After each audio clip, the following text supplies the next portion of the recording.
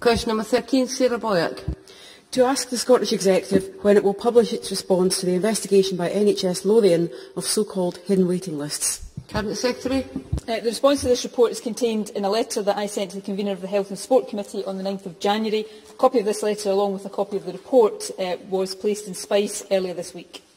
Sarah Boyack. Can I thank the Minister for a copy of that report and letter and her response to Dr Richard Simpson earlier in this discussion today?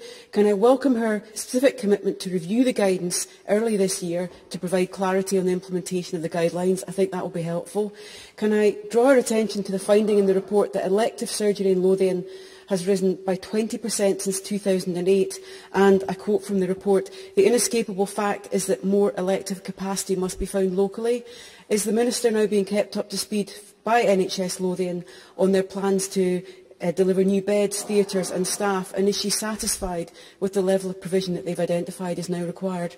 Cabinet Secretary. Well, can I thank Sarah Boyack for her question and indeed for her interest in this issue. As I said in response to Dr Simpson, my officials are reviewing NHS Lothian's demand and capacity planning to ensure that there is adequate activity available as locally as possible. I'll be kept very closely informed about that work, and we'll work with NHS Lothian to make sure that any implications of that work can be taken forward. I'm very well aware both of NHS Lothian's NRAC position, which we've worked hard to make progress towards NRAC parity for NHS Lothian, and I'm also aware of the rising demand. I mean, yesterday, it's slightly off subject, but yesterday, for example, I was pleased to open the new birthing centre at Edinburgh Royal Infirmary, which is a recognition of the rising birth rate, which is just one element of the rising demand for services in NHS Lothian. So my officials and I personally will continue to work closely with NHS Lothian to make sure that they are in the best possible position to meet that demand and to meet it as locally as possible.